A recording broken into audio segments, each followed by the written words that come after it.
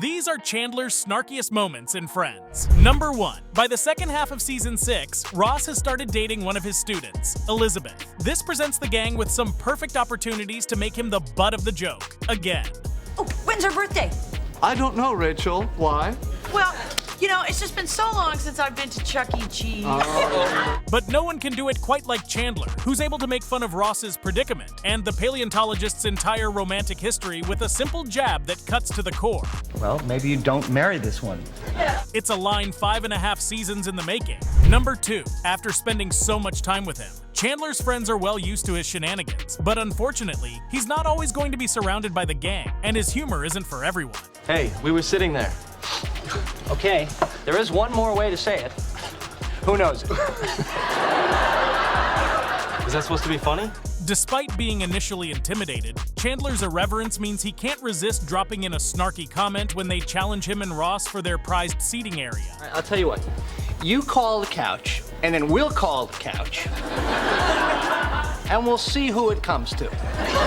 At least he won their respect in the ensuing fight, right? Number 3. In the early days of Monica and Chandler's relationship, they were forced to sneak around and meet in secret. While this couldn't last forever, it sure added some tension into their lives.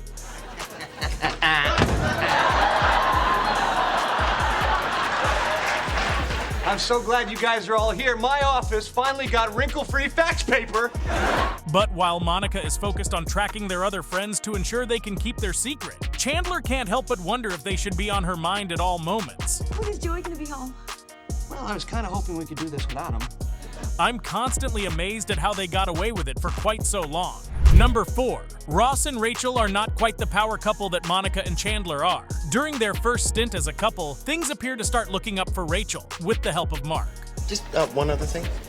Yes. I work at Bloomingdale's, and I might know of a job possibility if you're interested. Ross takes Rachel's new friendship badly, and struggling with jealousy, he turns to his friends for help. What am I gonna do? Well, why don't you send her a musical bug? Oh, no, you already did that. He's just always there for his friends in their time of need. Number 5. Chandler and Monica are excited when they return from their honeymoon having befriended fellow newlyweds. And at first, they're confident they made a good first impression. You were a delight to talk to.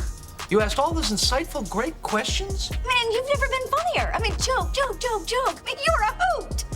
But when their new friends Greg and Jenny seem to have given them the wrong number, the two begin to turn on each other, questioning what they could have done to turn them away. I'm sorry, was that another joke? Was that another question?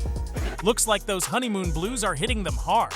Number 6. It's commonly accepted that Ross didn't have the best time throughout the series, with his infamous anger issues and multiple failed marriages that make him the subject of some hilarious jabs. Wait, I thought that guy was married. He is, but he's getting divorced. Ross, maybe you know him. It's not a club. Chandler's no better at resisting than the rest, capitalizing on Ross's earlier rebuttal to ensure he remains the butt of the joke. Hey, divorced men are not bad men. They have that on the napkins at the club. If there was a club, we all know Ross would make a great president. Number 7. After Joey's dubious sales technique results in him, and Chandler having almost all of their possessions stolen, he and Joey find themselves in possession of some rather unusual furniture. I really don't think we need a canoe. You gotta take the canoe. Understandably angry about the bad situation, Chandler finds himself making the most of the canoe and never misses an opportunity to mock everyone involved. Oh, no, I'm paddling away. Number 8. If I had $1 for every time some of the friends were trapped in Monica's room while Ross and Rachel were arguing, I'd have $2, which isn't a lot, but it's weird that it happened twice. Come on, talk to me, please. I can't even look at you right now. What? Joey, however, is prepared for every eventuality, packing a supply box ready for when they're trapped again. Unfortunately, he hasn't thought the whole thing through, which Chandler is quick to point out. Condoms? You don't know how long we're gonna be in here. We may have to repopulate the Earth.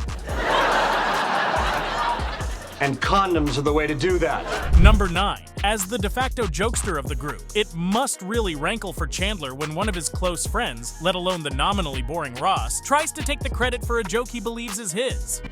You're not gonna believe this. I made up a joke and sent it into Playboy. They printed it.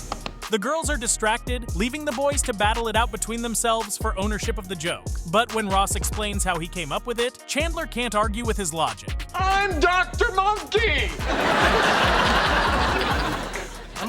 arguing with that? Number 10.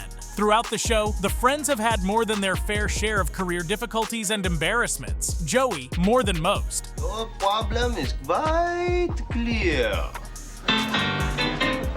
All you want is a dingo. After his trials and tribulations, Joey gets a big break in sharing the silver screen with Al Pacino, or at least Al Pacino's butt. But Chandler can't resist the opportunity to take a quick jab at his closest friend's less-than-ideal role. Oh, no, it's terrific.